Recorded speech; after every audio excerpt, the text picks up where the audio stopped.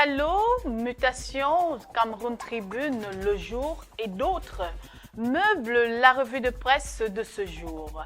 Ghislain Cougan se fera le plaisir de nous balader dans les sentiers chauds de l'actualité de ce jour. Démarrons la revue de presse par Challenge Hebdo qui fait son retour, une production de MBF Media. Joseph Lay Anjangwen, après la désignation du ministre de la fonction publique et de la réforme administrative comme membre titulaire du comité central du RDPC, Michel Anjangwen demande à ce dernier de rayer son nom des effectifs de la délégation permanente départementale du RDPC pour le Haut-Nyong, page 3 pour lire justement le clash.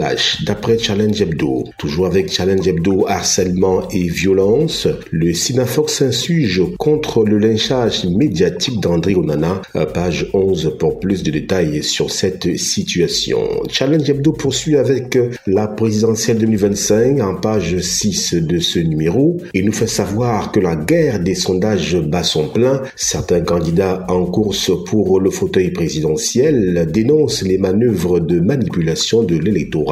Toujours avec Challenge Hebdo à la page 8, climat social cette fois-ci du côté de l'imprimerie nationale qui est au bord du gouffre. Challenge Hebdo nous propose donc le débrayage envisagé par les employés qui sonnera le glas d'une entreprise à l'agonie. Le tri-hebdomadaire Dicalo à la une, toujours une production de MBF Media, présidentielle 2025, Issa Chiroma Bakary se positionne dans le Grand Nord. Le président national du Front du Salut National du Cameroun exerce une pression énorme sur le RDPC dans le septentrion. Une démonstration de force et un signal fort à tous ceux qui le croyaient hors jeu, page 2 du tri-hebdomadaire Dicalo. Toujours avec Dicalo, affaire du congrès du RDPC, le parti au pouvoir organise sa défense autour de l'incompétence du juge, page 5 pour s'en apercevoir. Présidentielle au Gabon, Brice Clotaire Oligui Nguema du Sérail à l'estrade, nouveau président de la République, page 12. Harcèlement, on en reparle des milices cybernétiques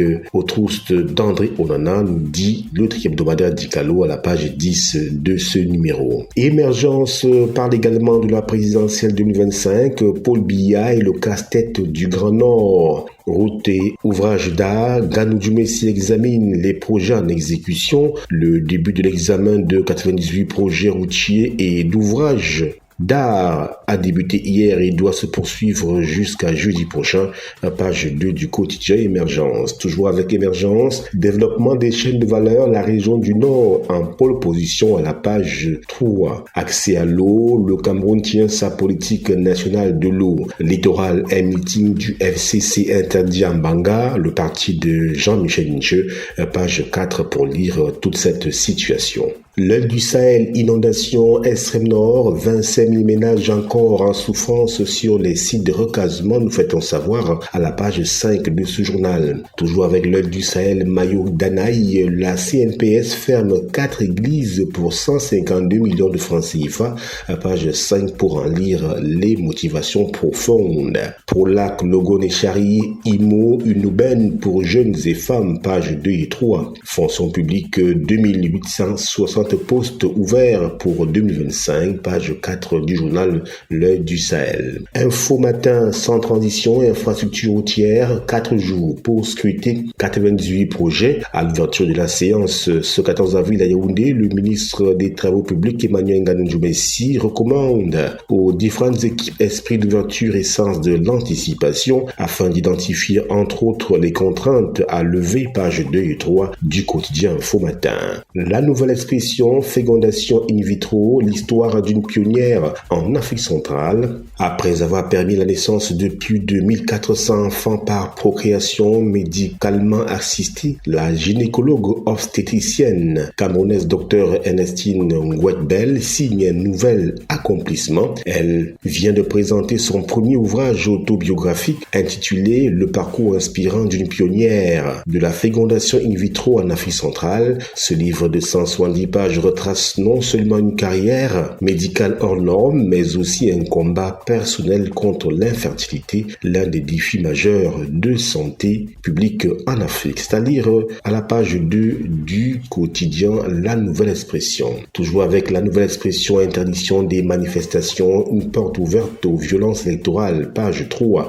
Commission Ramondi, les réserves de la fille d'un martyr, Louise Meka Foussi, la fille du combattant de l'armée de libération nationale du Cameroun qui avait plongé dans les chutes de la Métier avec le commandant des Blancs à Bafoussam, pense que certains faits ont délibérément été ignorés dans le but de préserver l'image de la France. Page 11 pour approfondir cette réflexion. Hôpitaux publics carences graves en sages-femmes. Selon l'association des sages-femmes et maïoticiens du Cameroun, au moins 75% des professionnels sont en chômage, pendant que dans certaines structures sanitaires publiques, on n'en trouve même pas un seul, aux grandes dames des mères qui veulent donner la vie. Page 4 pour lire cette situation préoccupante dans les colonnes du journal La Nouvelle Expression. Mutation, faute de gestion à la une, le CDBF hors jeu pour l'interrogation.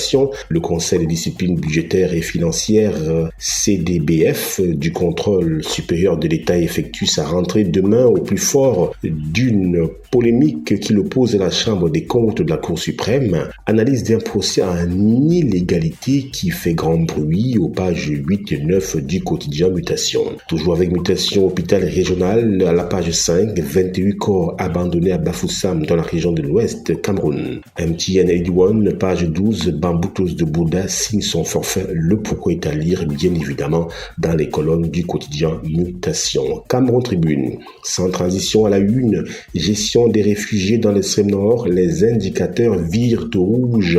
Du fait de la surpopulation du camp de Minawao dans le Mayo de Sanaga, région de l'extrême nord, et de la rareté des ressources financières, entre autres, le Cameroun n'en peut plus tout seul. Le gouvernement est en quête de nouveaux appuis en vue d'accélérer les rapatriements volontaires et d'autonomiser ces personnes déplacées à cause des exactions de Boko Haram. Lire le focus de Cameroun Tribune aux pages 6 et 7 de ce numéro. Toujours avec Cameroun Tribune, manuel scolaire, rien ne change dans le primaire, pages 16 et 17. Diaspora, il faut soutenir André Onana, le gardien de Manchester United et des Lions indomptables vit des moments difficiles en club, pointé du doigt par des supporters extrémistes. Dans un communiqué publié le 12 avril dernier, le Sinafor dénonce ce harcèlement à page 28 du quotidien Cameroun Tribune pour en savoir davantage. Le journal Tribune d'Afrique à la une, Goutingue Sylvestre, l'homme politique le plus puissant de l'Ouest, le sénateur et éminent homme d'affaires camerounais se distingue depuis plusieurs années par une série d'initiatives significatives visant à promouvoir le développement économique, social et politique par le renforcement de la présence du RDPC dans la région de l'Ouest du Cameroun, pages 6 et 7 pour lire justement l'éditorial de Faustin Dikam. À la page 3, cette fois-ci. Célestin Tawamba, l'ascension méthodique d'un capitaine d'industrie, l'élection de Célestin Tawamba à la présidence du GECAM et sa récente nomination remarquée au sein du conseil d'administration de la société d'investissement SNI suscite autant d'éloges que de murmures, page 5 du journal Tribune d'Afrique. Afrique Info à la une, température, voici le top des Camerounais qui font la fierté du continent 237. Pour les Chantal Biya, Samuel Mvondo Ayolo, Joseph Antoine Bell, Dr Joseph John Gouté, René Emmanuel Sadi, Jolas Zakariaou, Ferdinand Gongo, Louis Richard Njok et bien d'autres. Le journal L'Activateur, Cacao et Café, le Cameroun destination de choix, la position de notre pays renforcée dans le monde en tant que leader dans ces deux secteurs des efforts continus, à saluer dans l'amélioration des conditions des producteurs et la promotion des produits locaux. L'Aigle du Sahel à la une, polémique autour du projet 100 000 jeunes lancé par le DIRCAP du PAN. Professeur Jacques Famdongo dédouane Boukar Abdourahim dans ce journal. Éco-santé, couverture santé universelle au Cameroun, 2 ans après, où en est-on? Eh bien, direction le journal Éco-santé pour faire le point. Crise financière, l'aide humanitaire de l'ONU réduit son personnel de 20%. 9 pays dans le monde, dont le Cameroun, concernés par ce licenciement, nous dit le journal Éco-santé.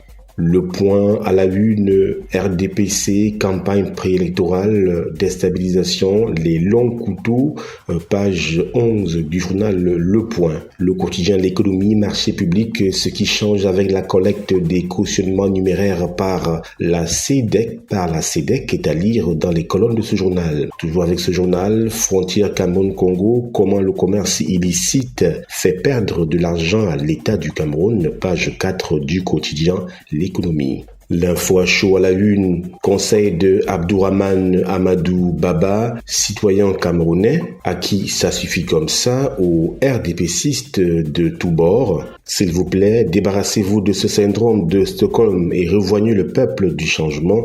Page 8 pour lire cette sortie de Abdourahmane Amadou Baba. Toujours avec l'info à chaud, victime d'une cabale orchestrée par les dirigeants de l'instance fêtière du football au Cameroun, Bamboutos de Bouddha, sort de l'étau à la page 10 du journal L'Info à chaud. Toujours avec l'info à chaud, face à une véritable chasse à l'homme lancée sur les réseaux sociaux contre monsieur André Onana, portier de Manchester United et des Lions indomptables du Cameroun. Le Sinafoc demande aux véritables fans de football d'apporter tout leur soutien à ce fils du pays qui porte haut les couleurs du Cameroun à l'étranger, page 11 du quotidien L'Info à chaud. Le drapeau Cameroun Diaspora, l'envoi d'argent en crise. Depuis plusieurs semaines, au Cameroun, envoyer de l'argent à l'étranger devient un véritable parcours du combattant. Les usagers confrontés à des refus fréquents et à de longues files d'attente dénoncent un durcissement silencieux des conditions. En l'absence d'explications officielles, les spéculations vont bon train, tandis que des milliers de familles se retrouvent impuissantes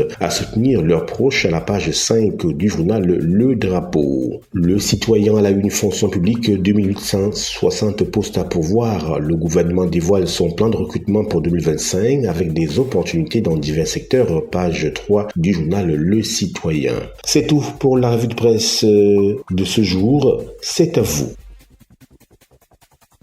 Voilà, nous espérons que vous aviez été suffisamment édifiés sur l'actualité de ce jour et que la balade n'a pas été vaine. Merci de nous avoir suivis et restez en compagnie de nos programmes sur Cam News 24 et FM Radio émettant depuis Garoua. À bientôt.